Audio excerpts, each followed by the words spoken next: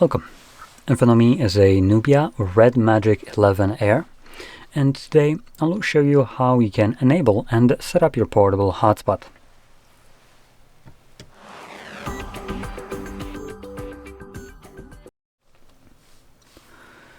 So, to get started, you will want to swipe down from the top of your screen like so, and then do that once more to bring down all the toggles. Now somewhere in here you should have your hotspot toggle. For me it is visible right over here, but if you don't see this toggle here, you can swipe to another page, and if you still can't find it, you can click right here on this pencil, scroll down to the list like right here and below, and you should be able to now find it somewhere in here. When you do, just hold it, and you can see when you do, you can then drag it around, and you can drag it to the top, drop it, and when you go back, you have access to it on one of the pages. So, going back to our hotspot, once you have it visible in this list, first time around, hold it, and this will quickly take you to the settings. Now, reason for navigating to the settings is because the password for the hotspot is usually randomly generated, or well, not usually, always. And typically it's just a random mess of numbers and letters. Here's just numbers, but I would expect typically there to be also letters. So this could have been already changed by someone. Anyway, I'm gonna recommend to remove this password altogether and then set up your own, which will need to have at least 8 characters in length. Now that can be letters or numbers. Or both too. Anyway, once you have the password set, click on OK, and that's really everything that you need to change in here. One more thing that I do want to talk about is the AP band right here, that we have a couple different choices between. We have the 2.4, 5, and 6.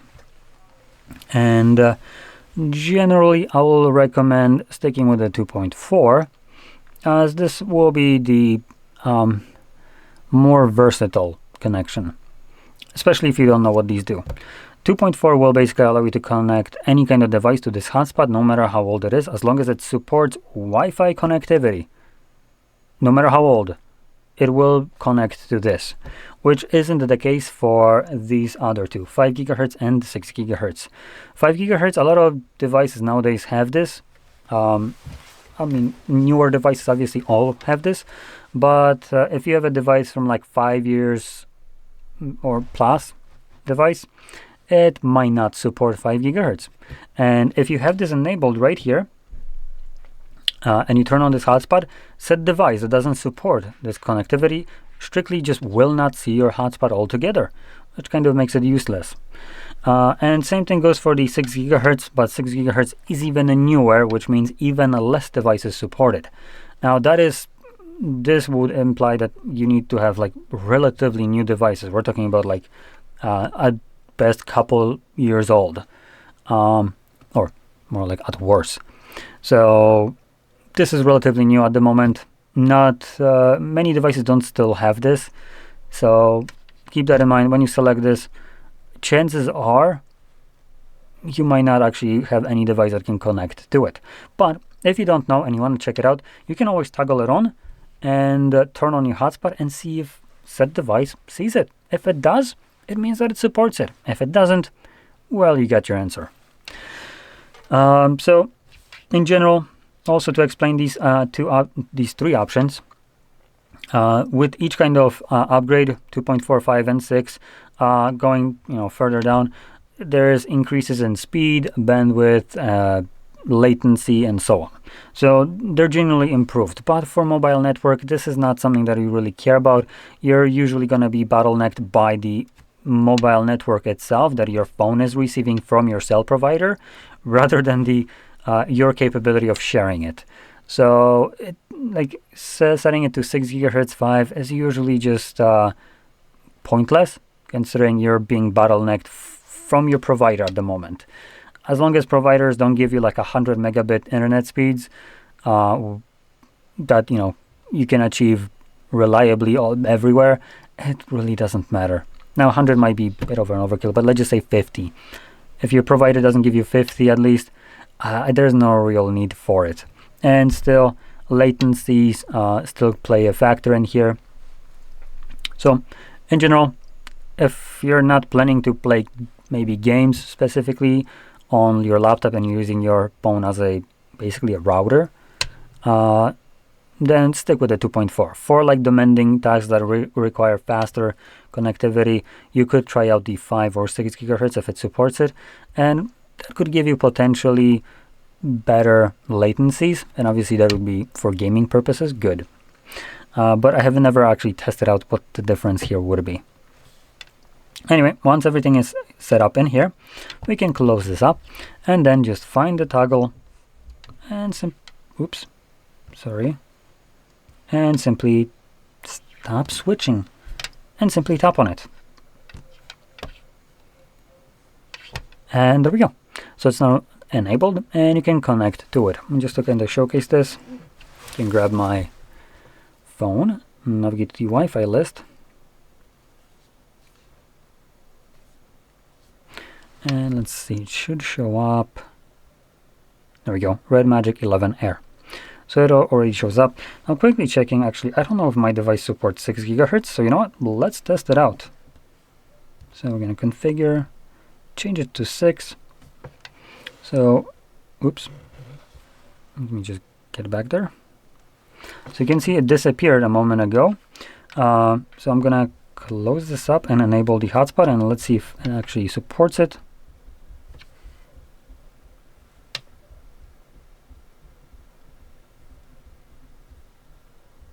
It does. And if I tap on it, let's quickly check. Oops, apparently I mistyped the password. Oh, yep, I did. So, and here I can check what the connectivity is, hopefully. Or typically should be. But I guess I'm not. Yep, apparently I don't know what this connectivity is. Great. Okay, but in any case, it does support 6 from the looks of it, so my device can connect to it. Now, anyway, once you're done with your hotspot, I recommend trying to remember to turn it off by tapping on a toggle, as hotspot will consume more of your phone's battery, so when you're done using it, there's really no reason for it to be running in the background. And there are more hotspot settings. You do have the option to have it turn off automatically. So we have auto off policy after 10 minutes of no devices connected. So this is actually the better kind of option. You can increase it to 30 minutes if you want to. But this means that when, for instance, I will grab my phone and just go back. Okay, I already turned it off, right? But if I were to disconnect from this hotspot that disappeared, it would kick this timer in. 10 minutes later, this would automatically turn off my hotspot off. Obviously, that's good because it would preserve a little bit of my battery. And this only happens when the device is disconnected from this hotspot. Meaning that if you're using something like a laptop, typically maybe hypothetical situation, you're reading a article, and as long as you load it up, no data is being used once you loaded it once and reading down it. But the moment you, for instance, move on to the next page, that's where it's going to use it, right? So as long as your device is actually connected, no matter if you're using the network or not, it will stay connected. Now, I'm clarifying that because some devices have no data usage timer. So you could be reading that same article, takes you more than 10 minutes, and the moment you try to go to the next page, you haven't done anything for 10 minutes, so this timer would have turned it off. Here, it's the better option, which doesn't do that, as it only turns it off after you disconnect from the actual hotspot itself, and not based on if you're using data or not. And talking about data, one more thing to keep in mind is you're using your mobile network right now, for the most part, when you're doing this, meaning that if you have some kind of limited data plan on your device, it's probably best that you try to check out what it is, be aware of what kind of limits you have, and possibly set up some kind of data cap limit on it. And is there even an option here? I don't see anything in here. Nothing in here. Nothing in here. So it looks like here we don't really have that much of an option of limiting the data usage. So you might want to just kind of try to constantly monitor this in some kind of way. Now I do believe there is some, can you just go back to the previous page? Thank you. There is some way through. not mobile network, right? Oh, no, there we go. Mobile data. So under mobile data, we can set up limits. So I think it's right. Network, no. Trying to find it as I'm going.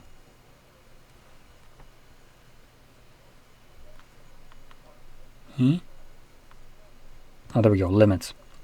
So we have data warning. So when you use 2 gigabytes of your data, it will give you a warning, but you can also select a limit and you can change it to whatever you want. So let's just say maybe I want 1 gigabyte set. So once I use 1 gigabyte, no matter how I use it, either through normal browsing on a phone or through that hotspot, it will automatically shut it off and no longer let me use any more mobile network for the rest of the month. This is great if you have some kind of additional fees for surpassing your limit, but it's obviously designed to just kind of try to screw you out of your money just because you dared to surpass some, arbitrary number of data used. So highly recommend setting that up if you fall under that category. If you have unlimited, you don't need to worry about that then. So anyway, with that being said, this basically concludes the video. So if you found it helpful, don't forget to hit like, subscribe, and thanks for watching.